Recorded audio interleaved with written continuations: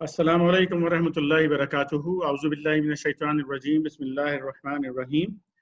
आप भाइयों के इल्म में है कि हमारा स्टडी सर्कल जारी है कुरान की 4 बुनियादी इस्तिलाहात के हवाले से,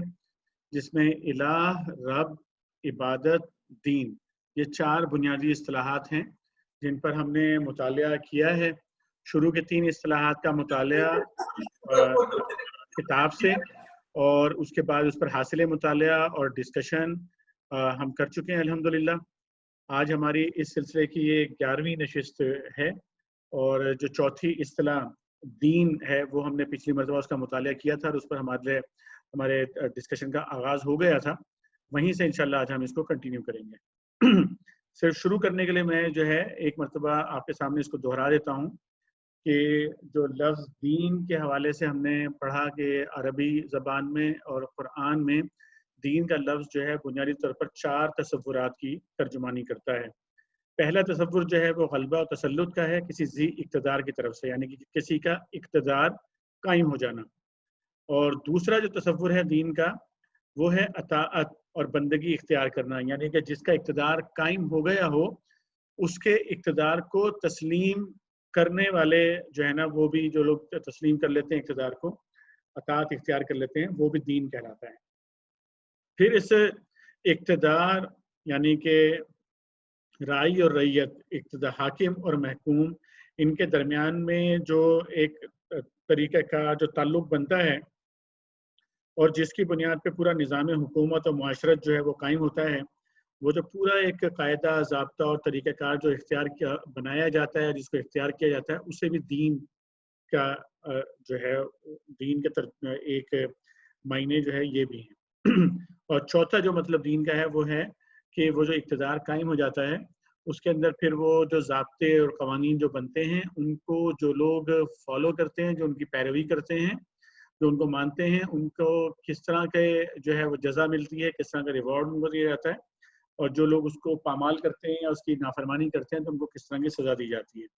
तो ये चारों जो मतालिब हैं, ये दीन का जो लफ्ज़ है उसमें ये शामिल हैं। और हमने ये बात भी पढ़ी थी कि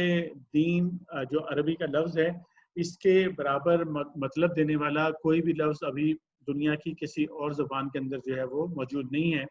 सिवाय इसके कि अंग्रेज़ी ज़बान में जो लफ्ज़ स्टेट, यानी आज के ज़माने की जो स्टेट है, पुराने ज़माने की स्टेट नहीं, बल्कि आज के ज़माने में जो तरक्की याफ्ता वर्ड स्टेट है, जिसके लिए बोला जाता है, जिस पूरे एक निज़ाम हुकूमत और निज़ाम ज़िंदगी के लिए, वो किसी हद तक जो है वो इस लफ्ज़ को पूरा करता है, लेकिन मुकम्मल तौर पे वो भी इस लफ्ज़ को पूरा नहीं करता। तो यानी ये बुनियादी तौर पर 4 हमारे सामने जो है ना वो नुकात बन जाते हैं कि हाकिमियत और इक़्तिदार आला का कायम होना, हाकिमियत के मुकाबले में तस्लीम और अताअत कर लेना, और फिर एक निज़ाम बनाना, जो लोग महकूम हों वो जो है एक निज़ाम, हाकिम ने जो डायरेक्शंस दी हुई हों, जो उनको रहनुमाई दी हो, जो उनको हिदायत दी हों, उसकी रोशनी में उसको ऐसा एक निज़ाम तश्कील देना, और फिर उस निज़ाम के अंदर रहते हुए जो लोग उस निज़ाम की पैरवी करें, उस निज़ाम को मानें, उसके अहकामात को मानें, उनको जज़ा मिलना, और जो उसको ना माने उनको सज़ा मिलना। यानी ये 4 जो है मतालिब बुनियादी तौर पर दीन के। और हमने पिछली मरतबा जो सवालात हमारे सामने आए थे, उसमें एक सवाल ये था कि क्या बल्कि एक राय ये आई थी कि 2-3 भाइयों की तरफ से, कि पाकिस्तान में जो आइन मौजूद है, दस्तूर कॉन्स्टिट्यूशन ऑफ पाकिस्तान जो है, अगर वो आइन मौजूद है पाकिस्तान में तो इसका मतलब है कि दीन है, मतलब कि वो कॉन्स्टिट्यूशन जो है या आइन जो है वो दीन के मुतरादिफ है। एक सवाल ये आया था। और दूसरा सवाल ये आया था कि क्या जो है पाकिस्तान के अलावा भी दुनिया में ऐसे ममालिक मौजूद हैं कि जिनके आइन और दस्तूर जो है वो अपने आइन और दस्तूर के लिहाज से वो जो है इस्लामी हों या मुसलमान हों ममालिक। और तीसरा सवाल जो हमारे पास आया था वो ये था कि आइन की मौजूदगी मौजूद हो लेकिन उस पर इम्प्लीमेंटेशन ना हो, तो क्या ये सूरत हाल काबिल कबूल है। तो ये 3 बुनियादी तौर पर सवालात थे जिस पर हमारा तबादला ख्याल चल रहा था, और हमने भाइयों से दरख्वास्त की थी कि आप आईन पाकिस्तान जो है वो अपने पास हासिल कर लें। वो डाउनलोडेबल है, अवेलेबल है, नेशनल असम्बली पाकिस्तान की वेबसाइट पे भी है, اور ویسے آپ گوگل سرچ کریں گے تو اور بھی لوگوں نے اس کو ڈاؤن لوڈ کر کے اپنے پاس رکھا ہوا ہے. یہ آئین جو ہے پہلے صرف انگریزی زبان میں اویلیبل ہوا کرتا تھا، لیکن اب یہ باقاعدہ فیصلے کے تحت، قومی اسمبلی کے فیصلے کے تحت اس کا فارمل جو ترجمہ ہے وہ کیا گیا ہے اردو میں. تو اب یہ اردو اور انگریزی زبانوں میں، یعنی کہ پہلے اگر آپ چلے جائیں کافی عرصہ پہلے تو اس وقت جو ہے اردو میں جو ترجمے ہوتے تھے وہ لوگوں کے کیے ہوئے ترجمے ہوتے تھے، اور جو فارمل جو زبان تھی وہ انگریزی تھی. لیکن اب جو ہمارے پاس جو آئین کا جو ڈاکومنٹ موجود ہے وہ اردو اور انگریزی دونوں زبانوں میں فارمل ڈاکومنٹ ہے، اس لیے وہ پاکستان کی جو قومی اسمبلی ہے اس کی ویب سائٹ پر بھی وہ موجود ہے، وہاں سے آپ ڈاؤن لوڈ کر سکتے ہیں آرام سے. تو وہ میں نے ویسے ڈاؤن لوڈ کر لیا ہے آپ لوگوں کے لیے. تو یہاں سے اس تمہید کے بعد جو ہے ہمارا فورم جو ہے اوپن ہوتا ہے، اور بھائی جو ہے نا یہاں پر اپنے خیالات کا اظہار کر سکتے ہیں، اپنا حاصل مطالعہ پیش کر سکتے ہیں، سوالات کو ریز کر سکتے ہیں، اور سوالات جو اٹھے ہیں ان کے جواب دینا چاہیں تو جواب دے سکتے ہیں.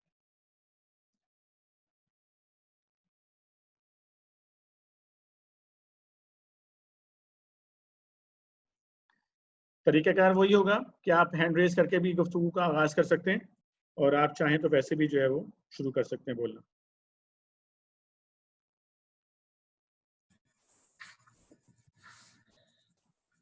تین سوال آلریڈی اٹھے ہوئے ہیں تو اس پہ مطلب ہماری بات کچھ ہوئی بھی تھی، مزید بات بھی کی جا سکتی ہے. جی طارق سعید بھائی.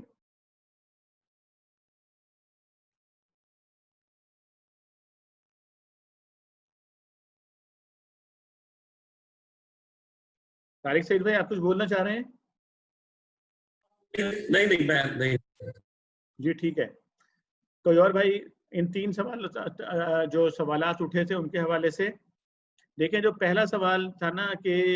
کیا آئین پاکستان، چونکہ ہم کہتے ہیں کہ دستور پاکستان جو ہے وہ اسلام کے مطابق ہے، تو کیا ہم اسے کہیں گے کہ دین کا مترادف؟ تو اگر ابھی آپ اسکرین پہ دیکھیں تو آپ کے پاس یہ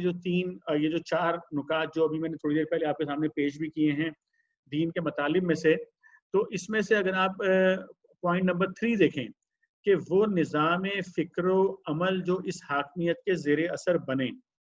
تو یہ ایک پوائنٹ ہے کہ وہ نظام تشکیل دینا. یہ جو دستور ہے بنیادی طور پر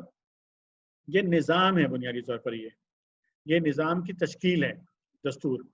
تو اس لیے یہ دین کا ایک پہلو ہے صرف کہ جسے یہ پورا کرتا ہے. ہم یہ نہیں کہہ سکتے کہ چونکہ دستور پاکستان جو ہے وہ ایک اسلامی دستور ہے اپنی بنیاد میں. وہ کہ اس حوالے سے سجاد بھائی نے کوشچن ریز کیے تھے کہ کافی ساری جو ہے قانون سازی جو ہے وہ پاکستان کے اندر پچھلے دنوں بھی ہوئی ہے جو کہ اسلام کی تعلیمات سے ٹکراتی ہے. تو اس لیے ہم یہ کہیں گے کہ اچھا اس کا ڈیفرنس بھی دیکھ لیں گے کہ آئین اور قانون کے اندر جو ہے وہ بنیادی طور پہ کیا یہ فرق کیا ہوتا ہے ان دونوں چیزوں کے اندر، اس پر بھی بات کر لیتے ہیں انشاءاللہ. تو ابھی ایک سوال کا تو آپ کے جواب آ گیا ہے کہ یہ جو پوائنٹ نمبر 3 ہے، تو یہ اس پوائنٹ نمبر 3 کو جو ہے کسی حد تک جو ہے یہ ہمارا جو دستور پاکستان یا آئین پاکستان ہے وہ اسے پورا کرتا ہے. جی طارق بھائی کچھ کہہ رہے ہیں؟ جی حامد بھائی، یہ جو میں بات کرنے لگا ہوں شاید ممکن ہے، پتہ نہیں، میں نوٹ شور کہ بھی ایک اور سوال یہ بن سکتا ہے ہماری بحث کا جب آگے چلے گی، کہ میں بہت حیران ہوا ہوں یہ اس کے چار جب میں نے ابھی آپ جو دکھا رہے ہیں اسکرین پہ دین کے جو معنی ہیں، ہم تو ہم اس سے پہلے میں نے آج یہ فرسٹ ٹائم دیکھے، تو ہم یہی سمجھتے تھے کہ ٹھیک ہے ایک نظام ہے پورا جس میں سیاسی نظام بھی ہے، آپ کا حاکمیت کا نظام بھی ہے، پورا ایک دین جو ہے کوڈ آف لائف ہے. لیکن سامنے آیا ہے، اس کو دیکھ کے میں حیران اس لیے ہو رہا ہوں کہ یہ پھر بہت ہمارا دینی طبقہ تھا جو مولانا سے جس نے اختلاف کیا کہ سیاست میں نہیں ہمیں جانا چاہیے اور ہمیں صرف دعوت کا کام کر رہا ہے، یہ تو دین تو پوری زندگی کو کور کر رہا ہے یہاں پہ. تو پھر وہ کس طرح انہوں نے مطلب اس بات کو وہ نہیں سمجھ سکے. ماشاءاللہ وہ بھی بہت دیندار اور بڑے علم و فضل والے لوگ تھے، جس میں تنظیم اسلامی سمجھ کہہ لیں جن کو. یہ کس طرح ہوا؟ مطلب یہ ان کی کیا بنیاد تھی ان کی یہ سٹینڈ لینے کی؟ ہاں آپ نے سوال تو یہ بن گیا ہے، آپ نے جو کہا کہ سوال بن سکتا ہے، سوال تو یہ بن گیا ہے. کہ آخر وہ کیا وجوہات تھی. ٹھیک ہے, اس کو ایز اے کویشچن لے لیتے ہیں, اس پہ بات کریں گے انشاءاللہ کہ ایسی کیا وجوہات رہیں کہ جو علماء, خاص طور پہ جو بر صغیر کے اندر علماء تھے, تو انہوں نے اس چیز کو جو اصل جو دین کا بنیادی تصور تھا اس کو کیوں نہیں وہ سمجھ پائے, اور بلکہ نہ صرف یہ کہ سمجھ نہیں پائے بلکہ جب یہ پیش ہوا تو ایک کافی بڑے طبقے نے اس کی مخالفت بھی کی. اور بلکہ مولانا مودودی رحمۃ اللہ علیہ نے اس حوالے سے لکھا بھی کہ وہ طبقہ کہ جس کی طرف سے ہمیں یہ توقع تھی کہ وہ ہماری مدد کرے گا اور ہماری جو ہے سپورٹ میں کھڑا ہوگا, وہی ہماری مخالفت میں سب سے زیادہ اس وقت جو ہے نا وہ تیزی دکھا رہا ہے. تو لیکن وقت نے ثابت کیا, بہرحال میں ابھی اس کا مکمل جواب پہ تو بات نہیں کر رہا, بھائی دیگر بھائی بھی بات کر سکتے ہیں, لیکن اگر آپ غور کریں تو وقت نے یہ بات ثابت کیا کہ سب لوگوں کو اس بات کو ایکسیپٹ کرنا پڑا. یعنی کہ جو لوگ آج سے 70 سال پہلے جو ہے وہ اسلام کو ایک نظام ماننے کو تیار نہیں تھے, آج وہ آگے بڑھ کے نعرے لگا رہے ہیں کہ اسلامی نظام کو نافذ ہونا چاہیے. آج جو ہے وہ پارٹیاں جو سیکولرزم کی اور سوشلزم کی بنیاد کے اوپر بنی تھیں, وہ مجبور ہو گئی ہیں کہ وہ یہ کہیں کھڑی ہو کے کہ نہیں اس ملک میں تو نظام تو اسلامی جو ہے نا وہ ہونا چاہیے. اور جو آئین پاکستان ہے, دستور پاکستان جو اس وقت ہے, اس کی منظوری کے اندر بھی جو ہے ایک یعنی یہ ایک بہت بڑا عوامی پریشر ہوتا ہے نا, کہ جس پریشر میں جا کر پھر جو ہے وہ جو اقتدار میں ہوتے ہیں ان کو کئی ایسے کام کرنے پڑتے ہیں. تو 1973 کا آئین تو جو ہے ایک سوشلسٹ, اپنے آپ کو سوشلزم کی علم بردار کہنے والی پارٹی نے جو ہے اس نے جو ہے منظور, اس کی موجودگی میں منظور ہوا تھا یہ آئین. تو وہ لوگ جو مطلب اس وقت نہیں انڈرسٹینڈ کر رہے تھے, لیکن جو عامت المسلمین تھی انہوں نے اس کو انڈرسٹینڈ کیا, اور پھر وہ جو پریشر آپ کہہ سکتے ہیں کہ ایک جو مطلب ایک ریورٹ بیک ہوا جو پریشر, تو اس نے پھر ان کو بھی مجبور کیا کہ وہ سوچیں اس پہلو سے کہ بھئی یہ ہماری سوچ ہی جو ہے نا وہ ٹھیک نہیں ہے. اس میں دو بہت بڑی شخصیات ہیں, ایک مولانا امین حسن اصلاحی ہیں اور دوسرے ڈاکٹر اسرار, اللہ تعالیٰ ان کی مغفرت فرمائے, لیکن ان کی پارٹی کا سٹینڈ ابھی بھی وہی ہے.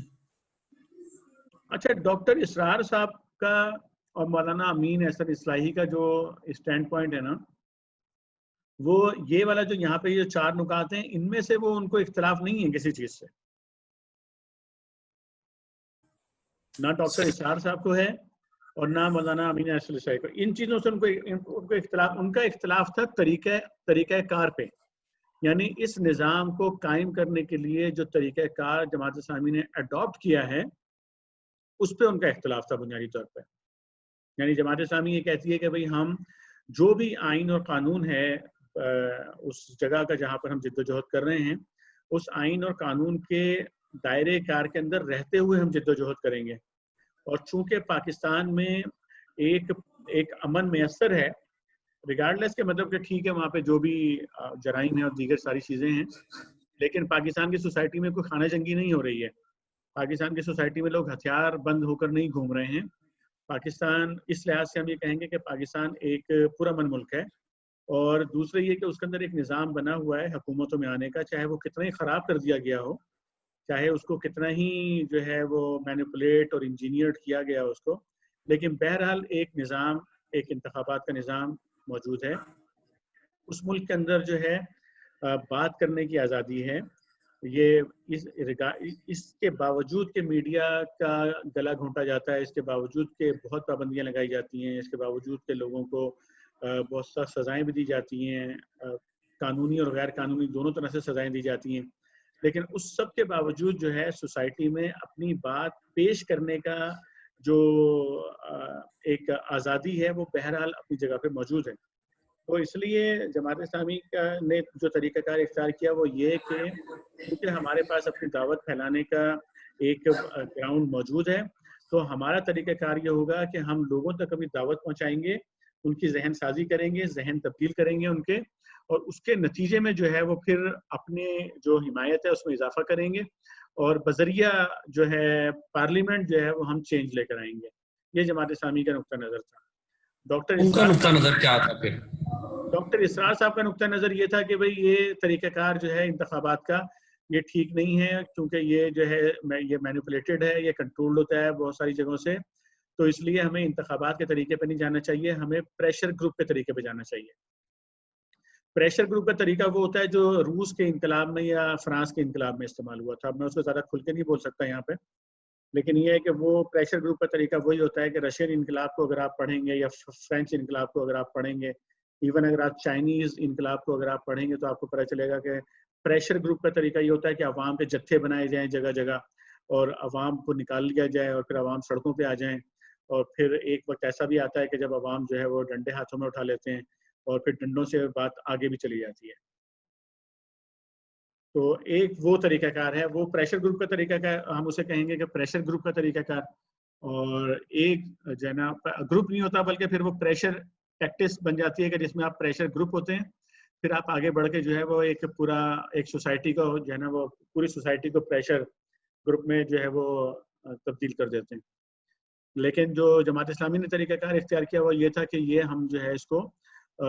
کسی قسم کے تشدد کی طرف جو ہے نا وہ ہم جانا نہیں چاہتے ہیں. یہ ہماری ایک سوچی سمجھی جو ہے وہ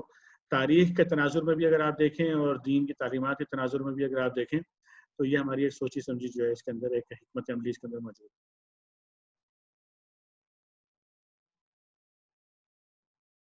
کچھ کلیئر ہوئی ہے بات؟ بہت زیادہ الحمدللہ. ہمیں سب السلام علیکم. یہ افیکٹو بھی رہی ہے ہمیں سب. یہ جو جماعت اسلامی کی جو یہ جو ٹیکنیک ہے یا جو طریقہ کار ہے یہ کس حد تک کامیاب ہے، اس پہ کچھ بات کریں گے؟ ہاں یہ آپ بات کر سکتے ہیں، بالکل آپ بھی بات کر سکتے ہیں، کوئی ایسی بات نہیں ہے. نہیں، میرے لحاظ سے جو میں سمجھ رہا ہوں اس میں بہت حد تک کامیابی نہیں ہوئی. اس کی بہت ساری وجوہات جو میرے نزدیک ہیں، وہ ان میں سب سے بڑی وجہ یہ ہے کہ ہم ایک پلیٹ فارم پہ نہیں لا سکے دینی جماعتوں کو. اور سیکنڈ تھنگ یہ کہ ٹھیک ہے پریشر گروپ نہ صحیح، لیکن ایک اجتماعیت جس طرح سے ہے اسلام میں کہ برائی کے خلاف اکٹھے ہونا، اور اس پر کوئی زیادہ جو ہے نا وہ نہیں کر پائی ہماری جماعت بھی، اور دوسری جماعتیں بھی یقیناً سب کا یہ فرض ہے. تو اس پہ میں چاہ رہا ہوں آپ سے کہ کس حد تک مطلب کامیاب ہے جماعت اسلامی، اس میں آپ سے میں سننا چاہ رہا ہوں. اچھا مجھ سے سننا چاہ رہے ہیں، ٹھیک ہے. جی آپ کی رائے مطلب میں لینا چاہ رہا ہوں. میرے حساب سے تو میں کافی پیچھے ہیں ابھی ہم. دیکھیں یہ والی جو بات ہے نا آپ کی کہ بظاہر جو ہے پارلیمنٹ میں سیٹیں موجود نہیں ہیں، اور پارلیمنٹ میں جتنا حصہ ہونا چاہیے تھا یا جو بھی میں نے بات آپ کے سامنے پیش کی کہ پارلیمنٹ کے ذریعے جو ہے وہ تبدیلی لانا، یہ اگر محض اس پیمانے پہ جماعت کو ناپیں گے تو یقیناً جو ہے نا وہ پھر آپ کی بات بالکل درست ہوگی. لیکن جماعت کو ناپنے کا یہ پیمانہ جو ہے نا وہ میرے دانست میں یہ محض ایک حصہ تو ہے پورے جو آپ میجر کریں گے، جو میٹرکس آپ بنائیں گے. مطلب یہ آپ کو کسی ایک نقطے پہ آپ میجر نہیں کر سکتے، پورے میٹرکس بنا کے آپ کو جو ہے نا وہ میجر کرنا پڑے گا. اور اس کے میجرمنٹ کے لیے آپ کو جو ہماری جو تاریخ رہی ہے، خاص طور پہ بر صغیر کی تاریخ، اس کو بھی ذہن میں رکھنا پڑے گا. مسلمانوں کی تاریخ کو بھی ذہن میں رکھنا پڑے گا. بر صغیر کے جو حالات رہے ہیں اس کو بھی ذرا ذہن میں رکھنا پڑے گا آپ کو. تو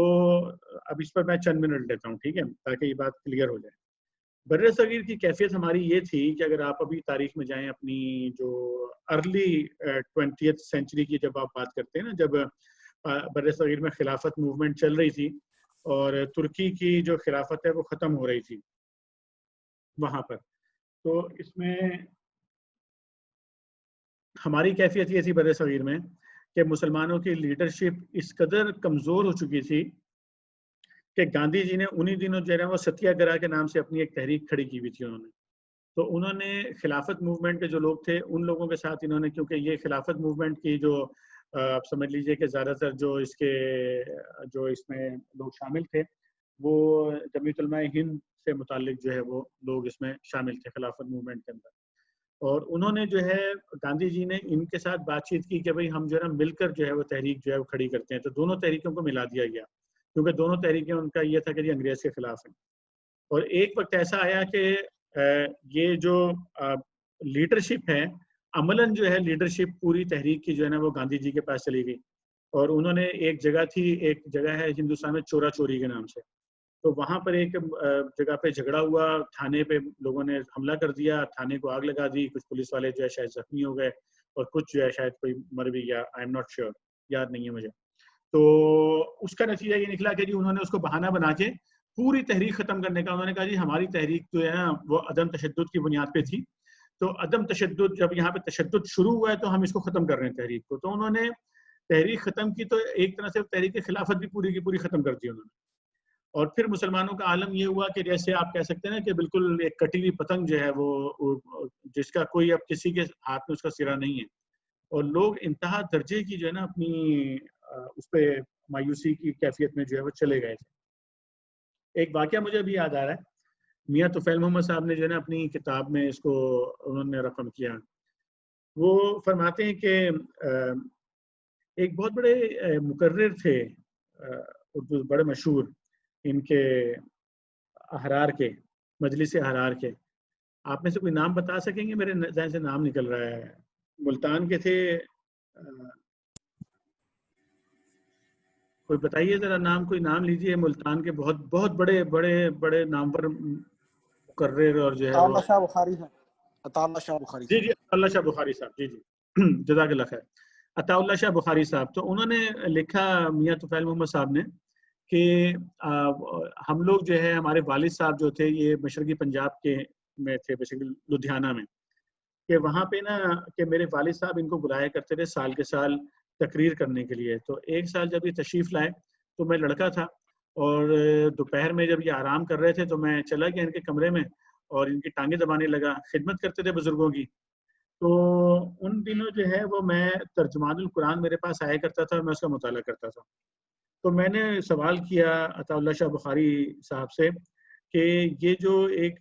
صاحب ہیں سید ابوالعلا مودودی، تو یہ لکھ رہے ہیں جو ایک اسلامی نظام کے بارے میں اور جو تصورات یہ پیش کر رہے ہیں، کیا یہ تصورات مطلب درست ہیں؟ تو فرماتے ہیں کہ اس پر عطا اللہ شاہ بخاری صاحب نے فرمایا کہ بیٹے یہ جو ان کے لیے انہوں نے لفظ استعمال کیا مولانا مودودی کے لیے، سید کا لاہوری لال، یعنی کہ نبی کریم صلی اللہ علیہ وسلم کا ایک لال جو ہے وہ قرار دیا ان کو، کہ سید کا لاہوری لال جو کہتا ہے بالکل ٹھیک کہتا ہے اور یہ ہونا چاہیے، لیکن بیٹے اب یہ ہو نہیں سکتا. یعنی کہ عطا اللہ شاہ بخاری صاحب جیسے جو ہے پرجوش مقرر اور دعوت دین کا کام کرنے والے فرد جو ہیں، وہ اس قوم سے جو ہے نا وہ اس قدر مایوس تھے کہ وہ یہ کہہ رہے تھے کہ یہ کام نہیں ہو سکتا. تو اس وقت جو علماء کرام ان جنرل جو علماء کرام تھے، جن کی ایک نمائندہ جماعت جو ہے جمعیت علماء ہند جو ہے ہندوستان کے اندر موجود تھی، اور دوسرا جو ہے بریلوی مکتبہ فکر کے جو لوگ تھے، تو ان کی جو کیفیت تھی وہ بالکل اب بنیاد دین کی جو بنیادیں تھیں، یعنی قرآن اور سنت کی بنیاد کے اوپر وہ لوگ نہیں کھڑے ہوئے تھے، بلکہ اگر آپ ان کی اس وقت کی لکھی ہوئی کتابیں دیکھیں یا ان کی تعلیمات دیکھیں تو وہ فرقہ وارانہ بنیادوں کے اوپر جو ہے نا وہ گامزن ہو چکے تھے. اور اس بات کو، یہ بات ان کے ذہنوں کے اندر، دلوں کے اندر بیٹھ گئی تھی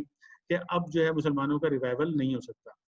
تو یہ چونکہ ایک خاص مائنڈ سیٹ میں چلے گئے تھے، اس لیے ان کے ذہن میں یہ بات آ نہیں سکتی تھی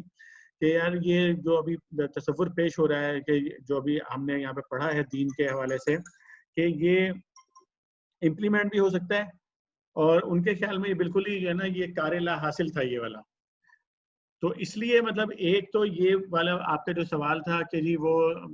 پہلے جو سوال آیا تھا طارق بھائی کی طرف سے بھی،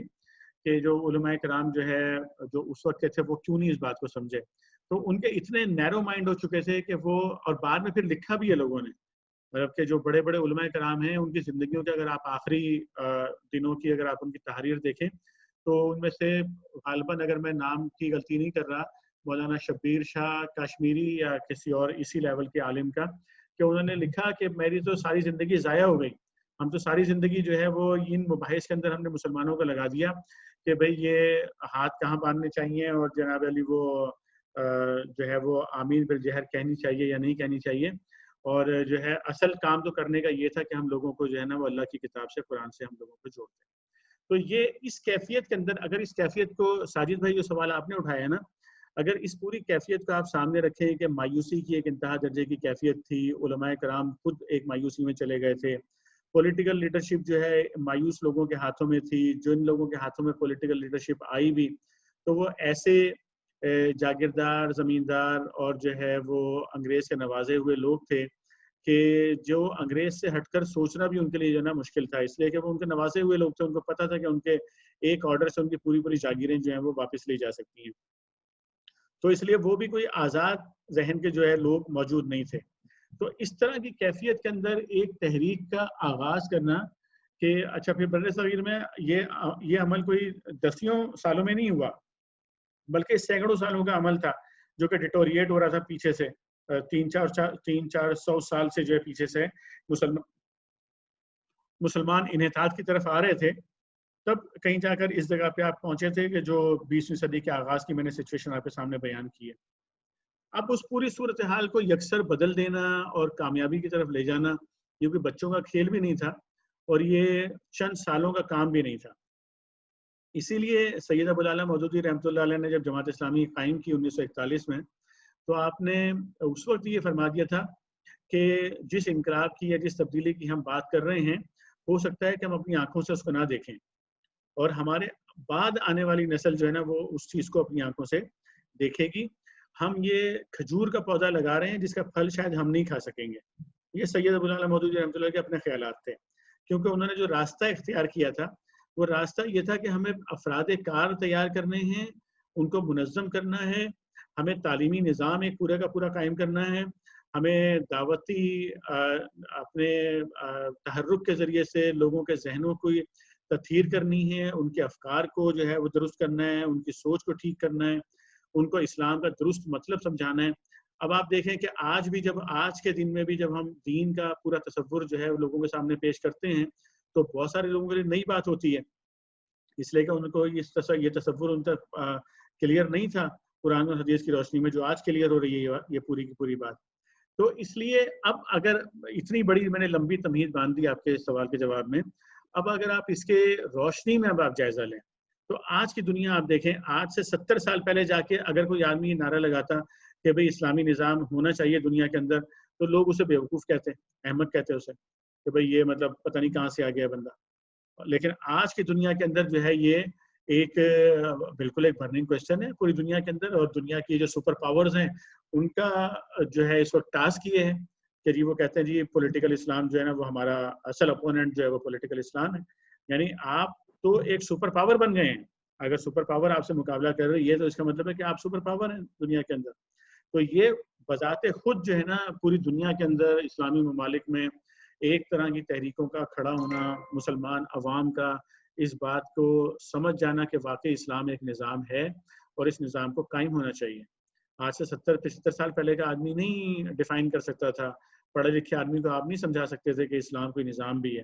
لیکن آج کا پڑھا لکھا آدمی جو ہے وہ جو بھی ذرا سا ان بائسڈ ہے وہ اس بات کو جانتا ہے. اسی لیے میں نے آپ سے بات کی کہ بھائی پاکستان کے اندر وہ پارٹی جو اپنے آپ کو سوشلزم کے علمبردار کہتی تھی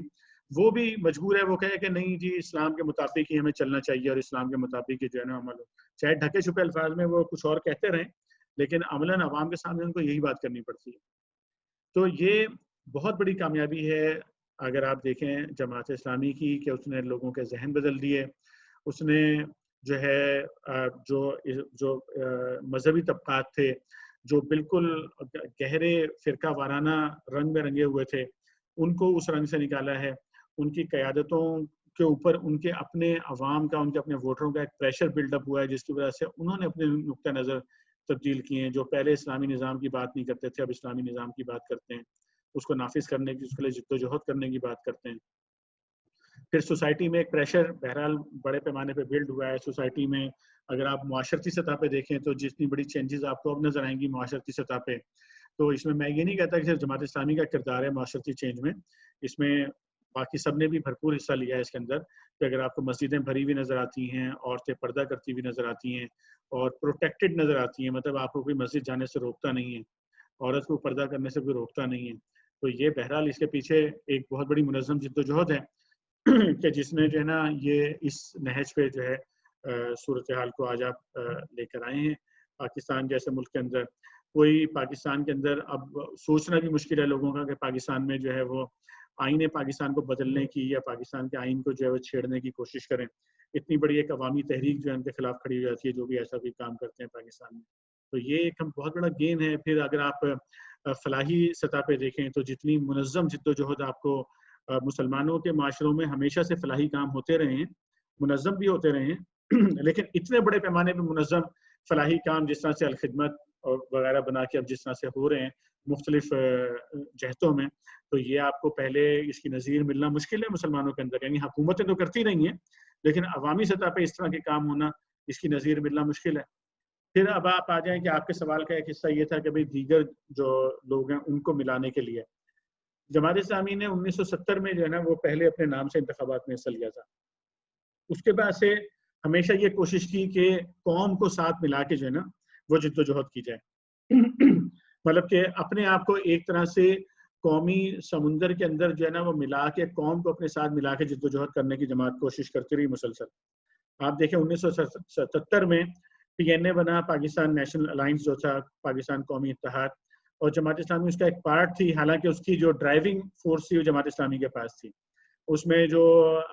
روڈ، اس پہ جو سڑک پہ جو کارکن تھا جماعت اسلامی کا تھا، اس میں لیڈنگ رول جو تھا وہ پروفیسر غفور احمد صاحب کا تھا. اس کی بھرپور جد و جہد ہوئی، لیکن اس نے جو ریزلٹس دیے ان ریزلٹس نے ایک طرح سے یہ بات بتا دی کہ بھئی اگر اس وقت پاکستان میں کوئی بھی ایسی موومنٹ چلے گی کہ جس میں دیگر لوگوں کو بہت زیادہ ڈیسیجن میکنگ رول دیا جائے گا تو وہ جو ہے وہ اسلام کی طرف نہیں جائیں گے بلکہ دھوکہ دینے کی طرف جائیں گے. اس کے بعد اگر آپ دیکھیں تو پھر ایک نیکسٹ اگر آپ کو نظر آتا ہے 1988 کے اندر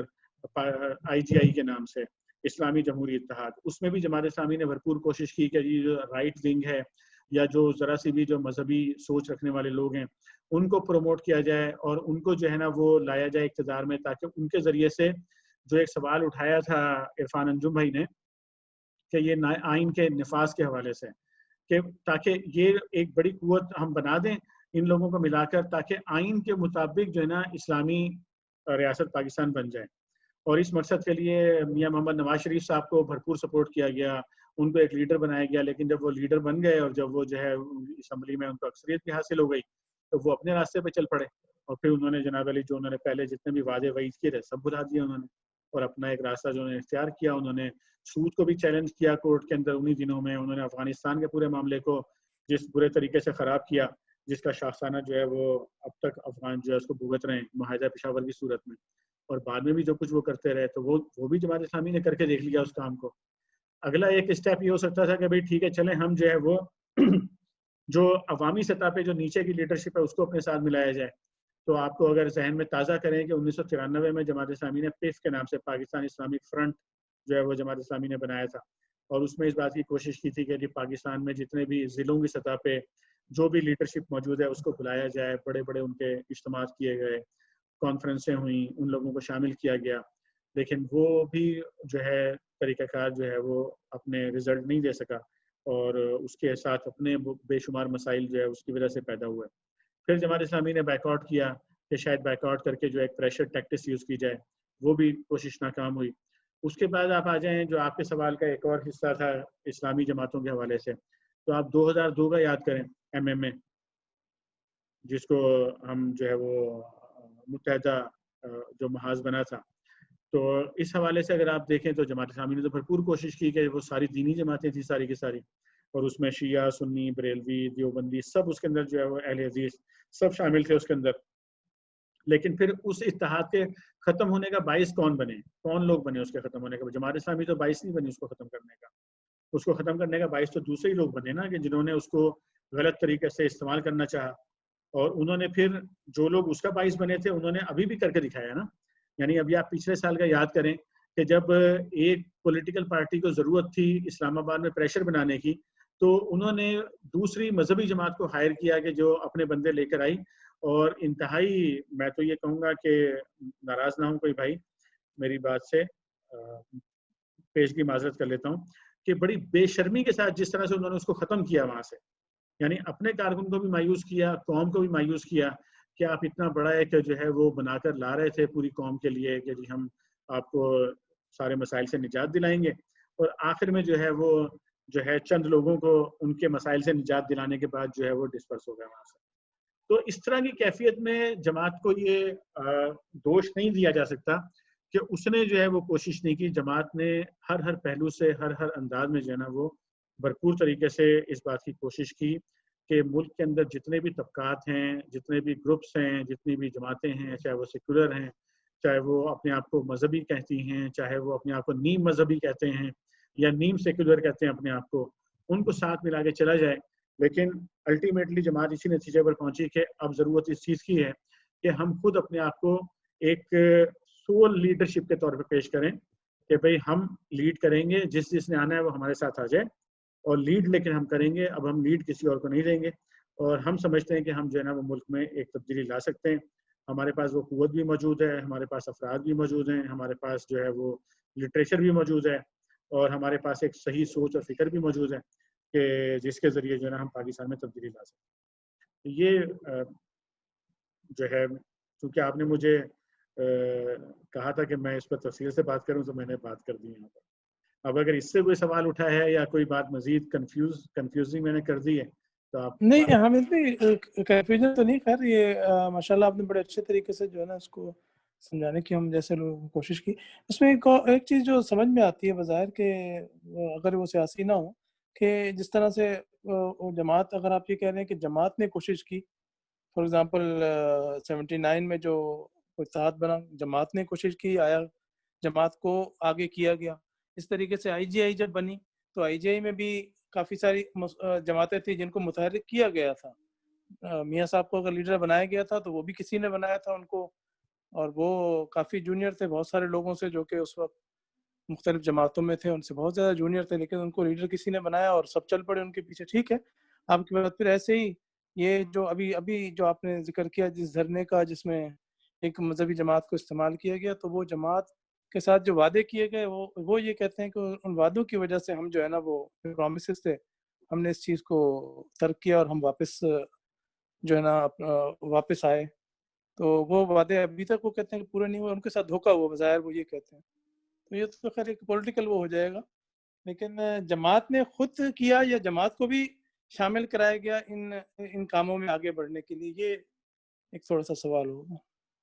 اصل میں یہ والا جو آپ کا سوال ہے، یہ سوال صرف آپ کا نہیں ہے، یہ سوال پاکستان میں اٹھا ہوا ہے، اور اس سوال پر بہت سارے لکھنے والے لکھ رہے ہیں، بولنے والے بول رہے ہیں اس حوالے سے. لیکن ایکزیجریشنز ہیں اصل میں دونوں طرف سے جو لکھنے والے بولنے والے ہیں وہ ایکزیجریٹ کر رہے ہیں چیزوں کو. ہوتا یہ ہے کہ بھائی اگر آپ ایک سمت میں جا رہے ہیں اور میں بھی اسی سمت میں جانا چاہتا ہوں، اور ہم دونوں مل کر جو ہے وہ ایک طریقہ جو ہے نا وہ اختیار کر لیتے ہیں، تو اس میں کل کو آپ یہ نہیں کہہ سکتے کہ بھائی جو ہے نا چونکہ وہ تو پلان تو میرا تھا اور حامد بھائی میرے لیے یوز ہو گئے،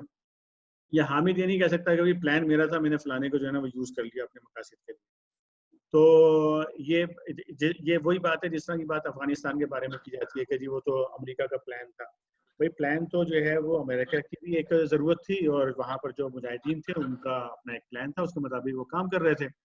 دونوں کے جو مقاصد تھے وہ چونکہ ایک ہو گئے اس وقت، تو جو ہے وہ چیزیں مل گئیں اور آگے بڑھنا شروع ہو گئی چیزیں. تو اس میں یہ سمجھنا کہ بھئی کوئی ادارہ جو ہے وہ محض ادارہ جو ہے وہ ڈرائیو کر رہا تھا اور باقی سب لوگ جو ہے وہ ان کے ناکوں میں نکیل ڈلی ہوئی تھی اور وہ چلی جا رہے تھے اس کے ساتھ، تو ایسا نہ ہوتا تھا نہ ایسا ہو سکتا ہے. ایسا ہوتا نہیں ہے، بلکہ یہی ہوتا ہے کہ بھئی ٹھیک ہے ٹو سم ایکسٹینٹ یہ ضرور ہوتا ہے کہ وہ لوگ اپنے پلان کرتے ہیں، وہ اپنے پلان کے مطابق چیزیں چلاتے ہیں، لیکن چیزیں ہو بھی رہی ہوتی ہیں سوسائٹی کے اندر کہ جو ایکومولیٹ ہو جاتی ہیں. خیر یہ مطلب ایک اس پر اچھی ایک مزید مذاکرہ ہو سکتا ہے اور کریں گے انشاءاللہ کسی وقت انشاءاللہ. یہ آپ نے جو کوشچن کیا اچھا، میں سمجھتا ہوں بڑے اچھے مذاکرے کا جو نا یہ ایک آغاز بن سکتی ہے یہ چیز ہمارے لیے انشاءاللہ. حمید بھائی ایک سوال ہے جی، کیا ہم اس وقت یہ کہہ سکتے ہیں کہ جماعت ابھی بھی یعنی اس 77 والی سٹیج پہ پہنچ گئی ہے، بلکہ 70 والی سٹیج پہ پہنچ گئی ہے کہ جب اس نے باقیوں سے اتحاد بنانے شروع کیے، یعنی اس وقت سے لے کے اب تک کا ٹائم ضائع ہو گیا، اب ہم دوبارہ اسی جگہ سے آغاز کر رہے ہیں اور ہم اپنی ایک آئیڈینٹی سے دوبارہ کھڑا ہونے کی کوشش کر رہے ہیں، جبکہ جماعت کی اس سٹیج کے بہت بعد میں پیدا ہونے والا عمران خان، اس نے باقی سب جماعتوں سے ٹکر لی اور ہر ایک کو گالیاں دی، اور اس نے اکیلے کھڑے ہو کے اپنی پوزیشن منوائی. برے جیسے بھی ہوئی. تو اگر ہم لوگ اس وقت اپنی یعنی جماعت اپنے مشن پہ اور اپنی صلاحیتوں پہ سولو فلائٹ کرتی تو ہم ایک ڈفرینٹ سچویشن میں ہوتے. جی یہ بھی ایک رائے موجود ہے. بالکل آپ نے جو بات کی ہے یہ ایک رائے موجود ہے, اور اس رائے کے اوپر میرا تو اس میں اپروچ یہ ہوتی ہے کہ رائے یا تجزیہ جو بھی آتا ہے نا اس کو کبھی روکنا نہیں چاہیے, بلکہ اس کا پورا جائزہ لینا چاہیے کہ اس رائے کے اندر کتنا وزن موجود ہے اور کیا واقعی وزن ہے اس کے اندر یا نہیں ہے. تو یہ مطلب یہ تو ایک فرد کی سوچ کی بنیاد کے اوپر ہم محض کوئی فیصلہ نہیں کر سکتے, لیکن جب ایک رائے سامنے آ جاتی ہے تو اس رائے کو ایویلویٹ کرنا اور اس کے مطابق جائزہ لینا یہ بڑا ضروری ہوتا ہے. اس کے اوپر بھی ایک ڈیبیٹ ہے, اس پر بھی لوگ جو ہے بات چیت کر رہے ہیں, اور میں اس کو بالکل جو آپ کا نقطہ نظر ہے اس کو کمپلیٹلی میں اس کو ڈینائی نہیں کر سکتا اس نقطہ نظر کو آپ کے, لیکن میں یہ ضرور کہوں گا کہ اگر ہم یہ کہتے ہیں کہ بھئی ٹائم ضائع ہوا تو میں نہیں سمجھتا کہ ٹو سم ایکسٹینٹ ہو سکتا ہے, لیکن یہ ہے کہ کبھی اگر آپ اس حوالے سے کہیں کہ پولیٹیکل گین کے حوالے سے کہ اس میں بہرحال غلطیاں ہوتی ہیں, غلطیوں کی گنجائش بھی ہوتی ہے, غلطیاں ہوتی بھی ہیں, کی بھی جاتی ہیں, ہوئی بھی ہیں,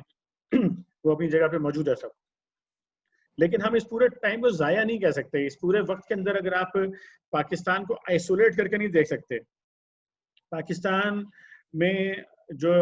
سپر پاورز کے اور پاکستان کے اطراف کی قوتوں کے جو انٹرسٹ ہیں اور جس طرح کے انٹرسٹ ہیں ان کے پاکستان کے اندر, تو اس سب نے مل کر پاکستان میں جو میس کریٹ کیا ہے نا, تو اس میس سے نمٹنے میں اگر آپ دیکھیں کہ معاشرتی سطح پہ بھی اور سیاسی سطح پہ بھی بہرحال جماعت اسلامی نے اپنا ایک بھرپور رول جو ہے اس پورے میس کے مقابلے میں ادا کیا ہے. یعنی اگر جو مشرف صاحب جو سیلاب لے کر آئے تھے این جی اوز کی صورت میں پاکستان کی سوسائٹی کو چینج کرنے کا,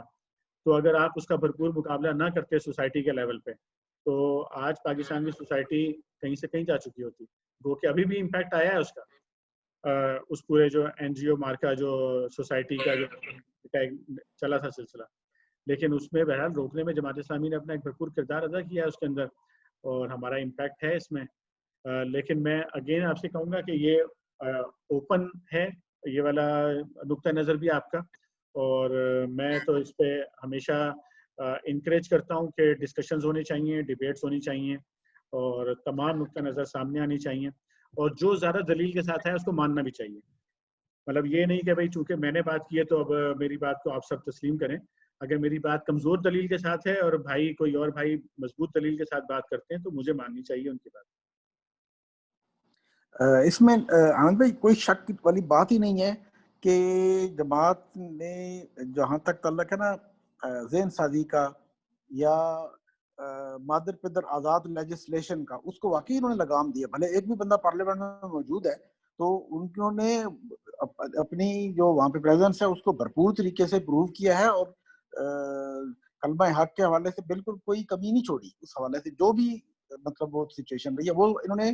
اس حوالے سے پورا کام کیا ہے. اور اب اللہ کے حوالے سے کر لیں, یہی جو جسے کہتے ہیں نا گراؤنڈ ورک وہ پورا ہوا ہے. لیکن جو ایک آئیڈینٹی ایز اے جماعت والی کیفیت ہے نا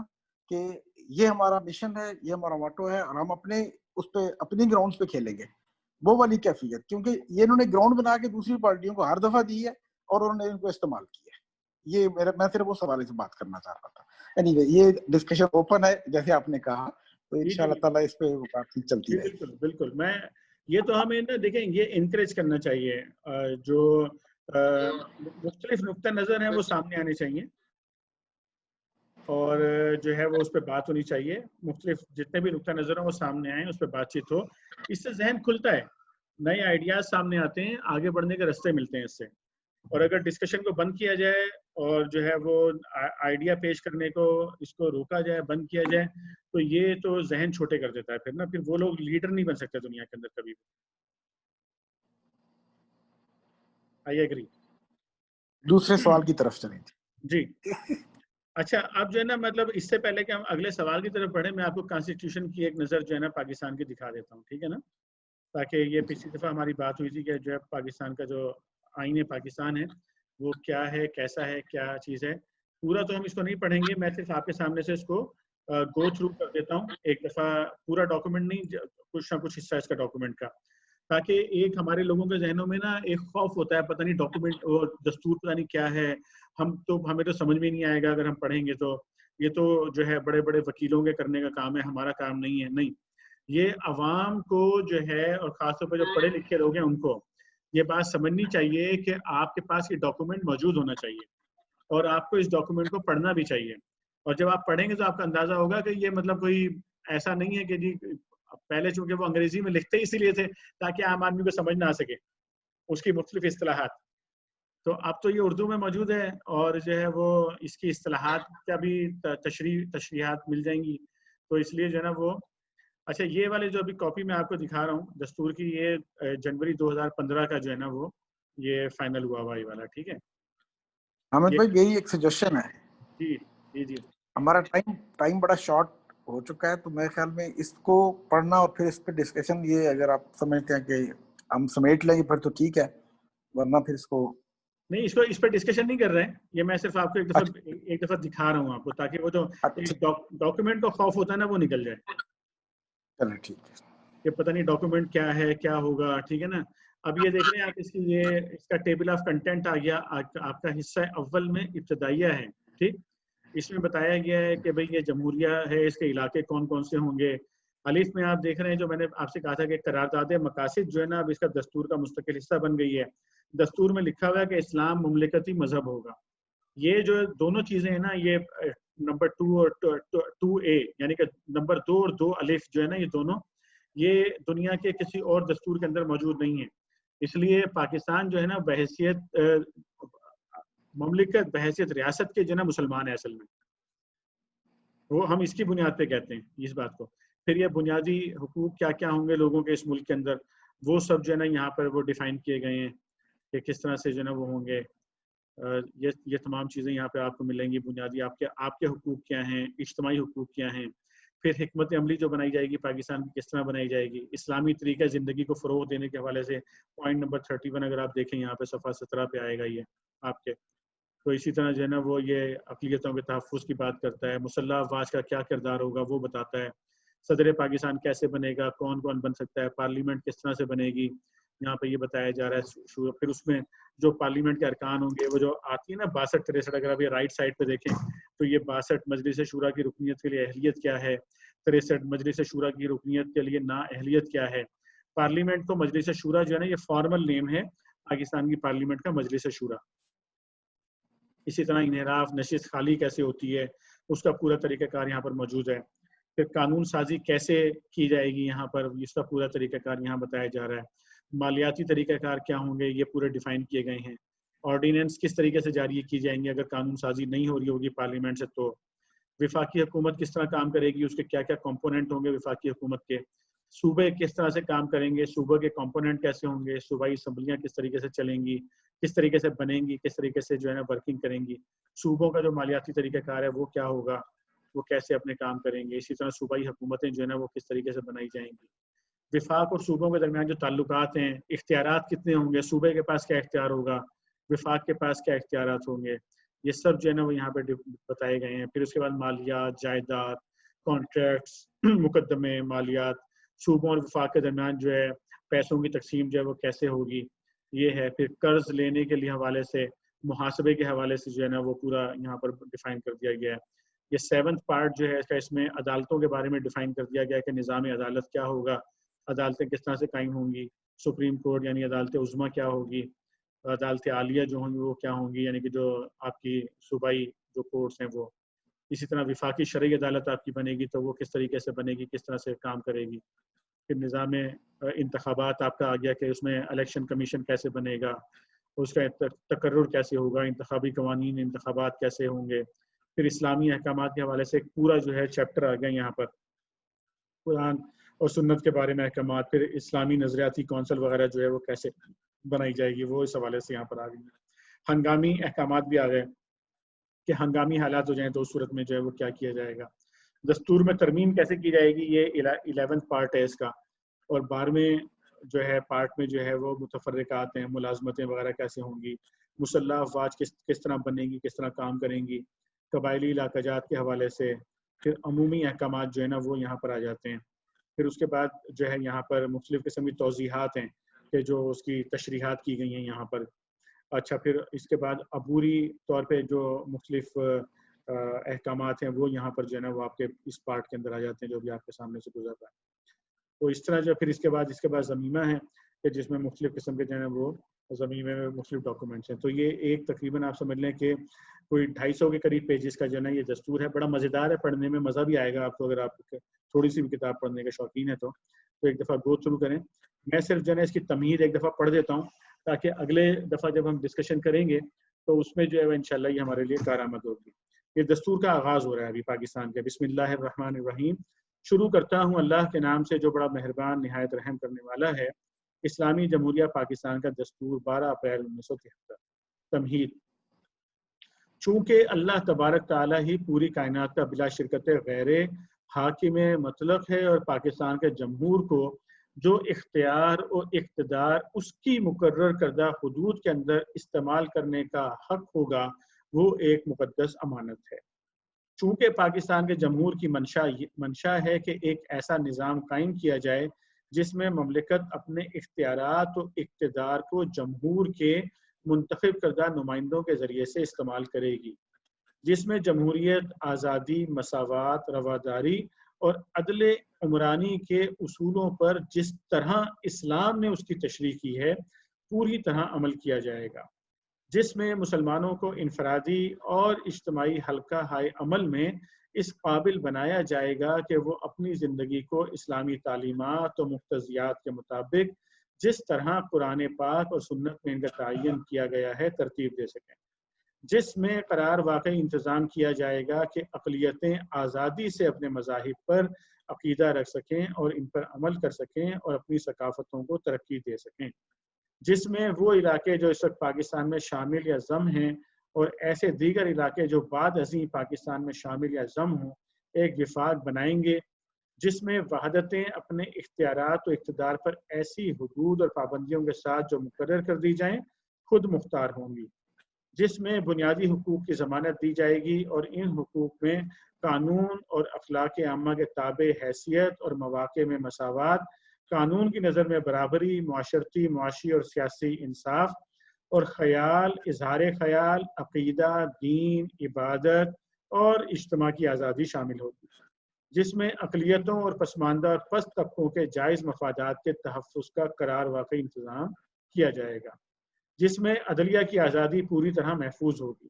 جس میں وفاق کے علاقوں کی سالمیت، اس کی آزادی اور زمین،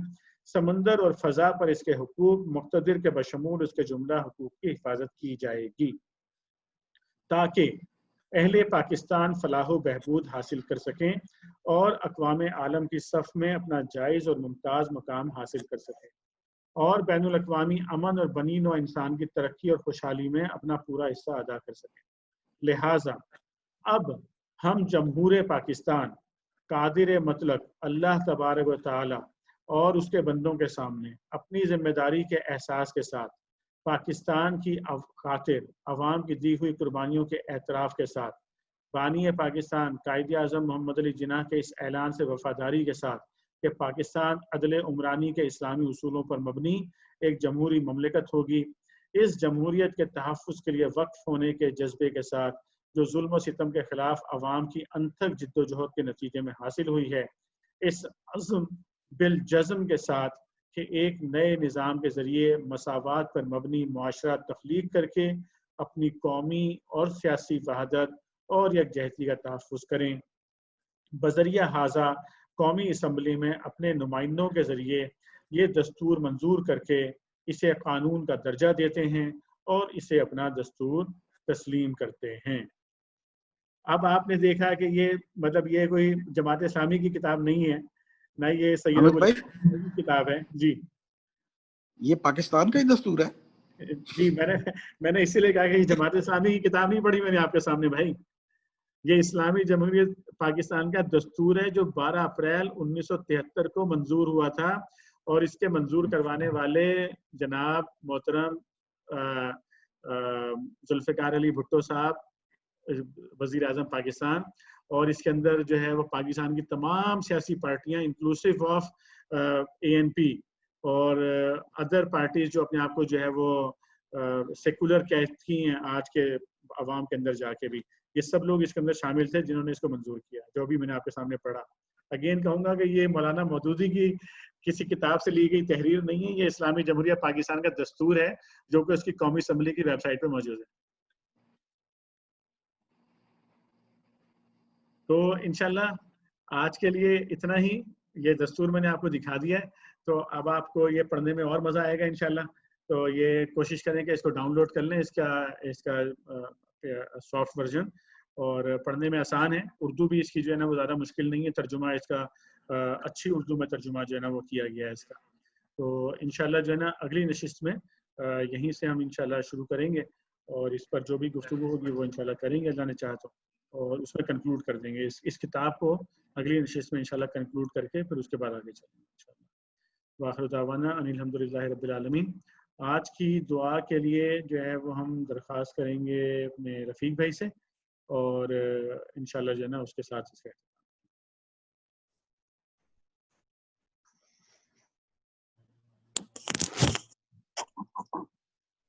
بسم اللہ الحمدللہ رب العالمین الرحمن الرحیم مالک یوم الدین ایاک نعبد و ایاک نستعین اهدنا الصراط المستقیم. رفیق بھائی آپ کی آواز کلیئر نہیں آ رہی ہے. رفیق بھائی تھوڑے آواز قریب کریے گا مائک کو. ابھی دیکھیں صحیح آ رہی؟ جی کلیئر ٹھیک ہے. بسم اللہ الرحمن الرحیم الحمدللہ رب العالمین الرحمن الرحیم مالک یوم الدین ایاک نعبد و ایاک نستعین اهدنا الصراط المستقیم صراط الذین انعمت علیہم غیر المغضوب علیہم ولا الضالین. آمین. اللهم صل على محمد وعلى آل محمد ما صليت على إبراهيم وعلى آل إبراهيم إنك حميد مجيد. اللهم بارك على محمد وعلى آل محمد ما باركت على إبراهيم وعلى آل إبراهيم إنك حميد مجيد. آمین. ربنا آتنا في الدنيا حسنة وفي الآخرة حسنة وقنا عذاب النار. آمین. لا إله إلا أنت سبحانك إني كنت من الظالمين. آمین. استغفر الله ربي من كل ذنب وأتوب إليه. آمین یا رب العالمین. اللهم إنا ربنا لا تؤاخذنا إن نسينا أو أخطأنا ربنا ولا تحمل علينا إصرا كما حملته على الذين من قبلنا ربنا ولا تحملنا ما لا طاقة لنا به واعف عنا واغفر لنا وارحمنا